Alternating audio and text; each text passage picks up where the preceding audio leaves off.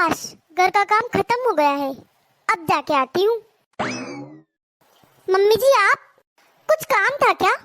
अरे नहीं बहू, मैं तो ऐसे ही आई थी। पर तुम कहीं जा रही हो क्या? हाँ मम्मी जी, मैं अपने मायके जा रही हूँ। पर बेटा, अचानक से कुछ हुआ है क्या तेरे घर? सब ठीक है। मेरा अचानक से मन कर गया सबसे मिलने का, तो सोचा मिलकर आ जाती हूँ और एक रात भी रुक कर आ जाऊंगी। पर बहू, तो अभी 1 महीने पहले ही तो अपने मायके गई थी और अभी फिर से जा रही है। तो मम्मी जी क्या हुआ? मेरा मायका इतना पास में है तो मैं मिलने नहीं जा सकती? और मेरे भैया भाभी क्या सोचेंगे कि इतना पास में मायका है तो भी मिलने नहीं आ सकती? ठीक है मम्मी जी, अब मैं चलती हूँ। अरे बहू, वो सब तो ठीक है, लेकिन तू ये बता, तेरे घर से किसी का फोन भी आया है या फिर तुम ऐसे ही बिन बुलाए जा रही हो? कैसी फालतू बातें कर रही हो मम्मी जी आप। अब मुझे मेरे घर जाने के लिए किसी का फोन का इंतजार करना पड़ेगा? जब मुझे कोई फोन करके बुलाएगा तब जाऊंगी क्या मैं वहाँ? वो मेरा घर है। आप कितनी फालतू बातें करती हो मम्मी जी। पहले भी तो कितनी बार गई हूँ मैं बिन बुलाए अपने मन से, तब किसी ने रोका था क्या मुझे? अब भी जाऊंगी। पहले तो किसी को कोई दिक्कत हुई नहीं थी, तो अब क्या होगी? देख बेटा, पहले की बात अलग थी, पहले तेरी माँ जिंदा थी। देख बेटा, अब तेरे भैया भाभी हैं, वो जब तक तुझे ना बुलाए ना तब तक तुझे नहीं जाना है। जब वो तुझे फोन करके बोले आगे से आने को तभी जाना है तुझे। देख बहू, अगर तेरे भैया भाभी ने तुझे बुलाया है तो तू बेशक चली जा, मैं मना नहीं करूंगी। सोच ले बहू, तू ऐसे बिन बुलाए ना जाए ना तो ही ठीक है। मम्मी जी, मैं सब समझ रही हूँ, आप मुझे अपने मायके क्यों नहीं जाने दे रही। मैं अपने मायके चली जाऊंगी ना तो आपको सारा काम अपने आप करना पड़ जाएगा, इसीलिए आप मुझे रोक रही हो। और मम्मी जी, आपको ये नहीं दिख रहा कि मैंने घर का सारा काम कर लिया है और एक रात की ही तो बात है, कल तक तो मैं आ जाऊंगी ना। और आप ज्यादा चालाक बनने की कोशिश मत करो, मेरे रहते हुए तो आप कुछ काम नहीं करती, आलसी हो गई हैं। इसी बहाने मेरे जाने के बाद कुछ काम तो करोगी, हाथ पैर तो हिलाओगी, तबीयत ठीक रहेगी आपकी। ऐसे ही सारा दिन हाथ पे हाथ धर के बैठी रहोगी ना तो आपको मोटापा बढ़ जाएगा, शरीर बिगड़ जाएगा आपका, शरीर बिगड़ जाएगा आपका। मेरे मायके जाने के बहाने आप कुछ तो काम करोगी। मैं आपकी सारी चालाकियां समझ रही हूँ कि आप मुझे अपने मायके क्यों नहीं जाने दे रही। पागल मत समझो मुझे। अरे बेअक्ल बहू, काम का मुझे कोई डर नहीं है, काम की वजह से मैं मना नहीं कर रही। तुझे आए हुए तो कुछ महीने ही हुए हैं, मैं तो इतने सालों से अकेले काम कर रही हूँ। और तू कहीं चली जाती है तब भी तो सारा काम मैं ही अकेले करती हूँ। कभी कुछ बोला है मैंने तुझे? मैं तो इसीलिए मना कर रही हूँ कि तेरे मायके में पहले जैसी बातें नहीं रही। घर में माँ के जाने के बाद बहुत बदलाव आ जाते हैं। तू मेरी बात समझ क्यों नहीं रही? तेरे दिमाग पर पत्थर पड़ गया है क्या? मम्मी जी, जो कुछ भी समझाना है ना कल समझाना, अभी मुझे मेरे मायके जाने दो। मैं जा रही हूँ अपने मायके, अपने भैया भाभी के पास। अरे ये लड़की नहीं मानेगी मेरी, इसे मैं कितनी बार समझाऊं कि बिना बुलाए मायके नहीं जाना चाहिए, बिना बुलाए मायके जाने से इज्जत घटती है। अरे तो पूनम को भी साथ ले आना, आज तो ढेर सारी मस्ती करेंगे।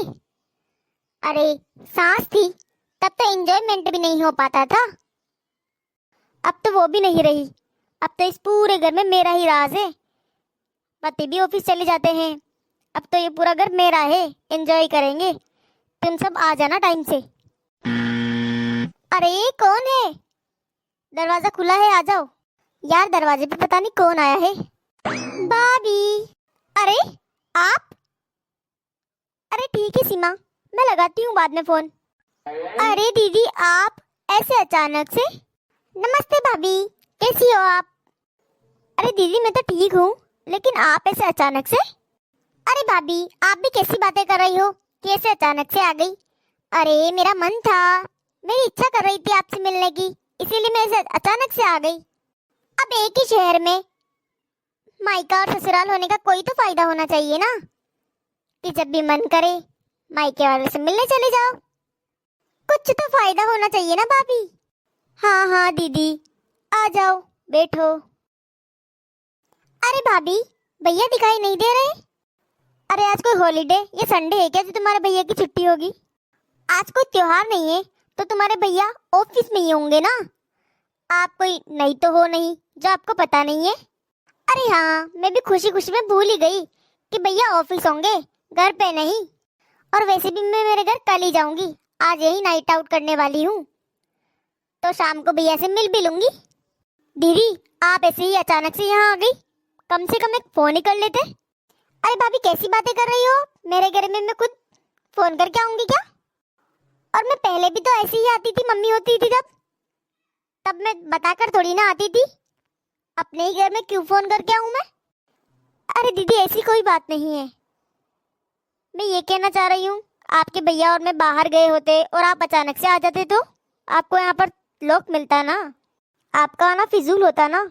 आपको कितना बुरा लगता, आप बिना मिले ही चली जाती यहाँ से। अरे भाभी, एक ही शहर में तो मायका और ससुराल है, क्यों बुरा लगता मुझे? मैं वापस चली जाती, फिर कभी आ जाती आपसे मिलने। अरे भाभी, मैं ससुराल में इतनी बोर हो रही थी ना, इसीलिए सोचा कि मायके चली जाऊं, आपसे मिलूंगी जुलूंगी तो अच्छा लगेगा मुझे। आपके साथ बातें करूंगी, बहुत सारी मस्ती करूंगी। अच्छा, वो भी ठीक है। चलो ठीक है, बैठो, चाय बना कर लाती हूँ मैं तुम्हारे लिए। हाँ भाभी, बना के ले आओ, फिर हम बहुत सारी बातें करेंगे। अरे नहीं नहीं बहन, तू आज मत आना यहाँ। आज तो मेरी ननद जाने कहाँ से आकर टपक गई अचानक से। सास और ननद दोनों एक जैसी ही होती है, दोनों के सामने हम एंजॉय नहीं कर सकते, मजा नहीं कर सकते। सारा प्लान चौपट कर दिया। अभी तू रहने ही देना, कभी और बनाएंगे प्लान। दीदी का नहीं आना होता तो पक्का पार्टी करते हम। पता नहीं कहाँ से आकर टपक गई, ना कोई फोन ना कोई मैसेज, जाने कहाँ से आ गई। मेरे सास ससुर ने भी पता नहीं इतना पास क्यों देखा इसका ससुराल, बार बार आकर टपक जाती है। कहीं दूर करते तो आने में भी वक्त लगता, फोन करके आती तो मैं उसे मना भी कर देती, अब तो मैं उसे मना भी नहीं कर सकती। अरे इतनी देर हो गई, भाभी अभी तक आई नहीं, पानी की भी बहुत प्यास लग रही है। भाभी को इतना टाइम क्यों लग गया? ऐसा करती हूँ, मैं ही रसोई में चली जाती हूँ, भाभी की थोड़ी मदद भी कर दूंगी और बातें भी हो जाएगी हमारी, और मैं पानी भी पी लूंगी, वहीं बहुत प्यास लग रही है। अरे क्या बताऊँ, इनकी तो ऐसी ही आदत है। पहले माँ जिंदा थी तब भी ऐसे ही आ जाया करती थी।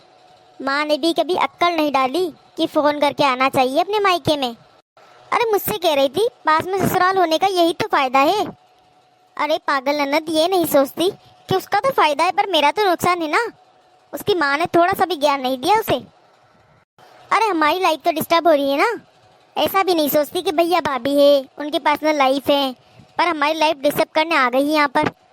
और बोल रही थी यही रुकूंगी मैं, ऐसे ही मुंह उठाकर आ जाती है। इसको क्या पड़ी भैया भाभी की? अरे ऐसे ही वार त्योहार पर आए तो अच्छा लगता है, हमारा कितना खर्चा लगता है। अब ननद आई है तो इसको कुछ देना ही पड़ता है ना, और ऐसे ही बुक्कड़ों की तरह लेकर भी चली जाती है। हाँ हाँ हाँ हाँ, मैं तो बुलाने का मौका ही नहीं देती। हाँ चल ठीक है, चाय बना देती हूँ, वरना बोलेगी महारानी कि भाभी ने इतना लेट कर दिया चाय बनाने में। और मेरा तो सस्ता सा सूट पड़ा है, वही दे दूंगी, वही लेने के लायक है ये। मेरी कौन सी सगी बहन है, ननद ही है, ननद को ननद के हिसाब से ही रखो तो अच्छा लगता है। दीदी दीदी दीदी, कहाँ चली गई? अरे ये महारानी कहाँ चली गई? कहीं चली तो नहीं गई अपने घर? ठीक है, अच्छा ही है चली गई तो, बला टली। अरे बहू, आ गई तू? अरे बहू, अचानक से कैसे आ गई? तू तो कह रही थी थोड़े दिन रुक के आऊंगी, क्या हुआ? तेरे भैया भाभी घर पे नहीं थे? अरे मम्मी जी, आप बिल्कुल सही कह रही थी मम्मी जी, आपने मुझे इतना कुछ कहा पर मैंने आपकी एक भी नहीं मानी। मेरा मायका नहीं रहा, मेरा मायका पहले जैसा नहीं रहा मम्मी जी। आपने मुझे इतना कहा पर मैंने आपकी एक भी नहीं मानी। मुझे वहाँ जाकर पता चला कि बिन बुलाए मायके नहीं जाना चाहिए। अरे बहू, मैं तुझे यही तो समझाने की कोशिश कर रही थी सुबह, पर तू मेरी एक भी नहीं सुन रही थी। बेटा, मैंने तुझसे ज्यादा दुनिया देखी है। मेरा भी मायका मेरी माँ के जाने के बाद खत्म हो गया था। मायका जब तक ही मायका रहता है, जब तक अपने माँ बाप जिंदा हो। माँ बाप के बाद कोई मायका नहीं होता। बहू, हर लड़की की किस्मत एक जैसी नहीं होती। बहुत कम ऐसी लड़कियां होती है जिनका मायका माँ बाप के जाने के बाद भी मायका रहता है। बहुत कम भाभियां होती है जो अपनी ननंदों को माँ की तरह रखती है। बाकी सारी भाभियां ऐसी नहीं होती।